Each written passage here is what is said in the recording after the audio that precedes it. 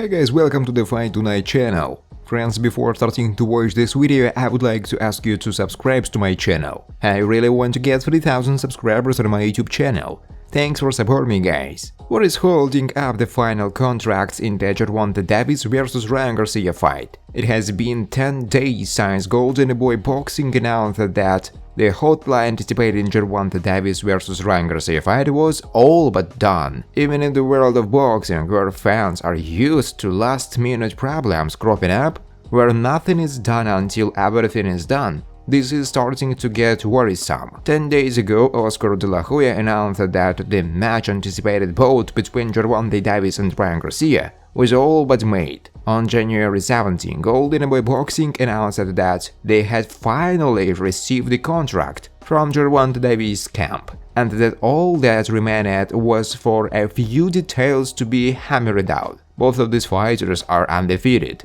and the holdup seems to be around the rematch clause that the contract contains. This news cuts both ways, since it is a cardinal sin in boxing to look beyond the fighter in front of you, but the fact remains that in the outcome of this fight, one of the two must lose. How that is approached in Primordial when it comes to safeguarding a legacy. De La Hoya is insisting that the fight will go ahead on April 15, and is even making obligatory references to a possible trilogy between the two, signaling that he is looking beyond even the rematch. In the eyes of many fans, Garcia is the weaker of the two fighters, despite the undefeated record. While both fighters punched through some of the same opponents during their career, fighters like Francisco Fonseca and Mario Antonio Marcias, the overall level of opposition faced by Davis is generally of a higher caliber. Handing Gervonta Davis, Leo Santa Cruz and Orlando Romero emphatic losses, Tank has a claim on the stiffer competitive road, and as a regaining WBA World Lightweight Champion,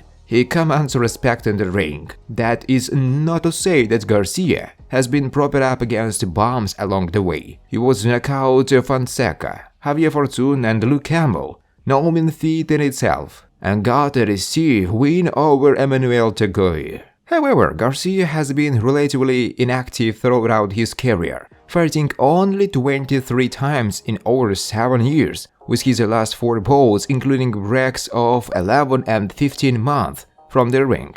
In the build-up to this clash, he has chosen to forego a tune-up fight. By contrast, Davis has maintained his activity and dealt with Hector Luis Garcia in a dazzling performance just 3 weeks ago, in a sharpener designed to keep him on the cutting edge. It is understandable, in light of all this, that De La Hoya wants to protect his fighter's future. Opponents would argue that this is evidence that Garcia knows that he cannot win. Golden Boy would take the other view, focusing on the money that will be made in this fight, and how in boxing, as in any business, you should strike while the iron is hot. Oscar de la Hoya has said that he expects this fight to sell between 2 and 2.5 million pay-per-view sales, and the money that all of that represents in a contract details that is worth getting right. Thanks for watching, guys. If you like this video, please subscribe to my YouTube channel.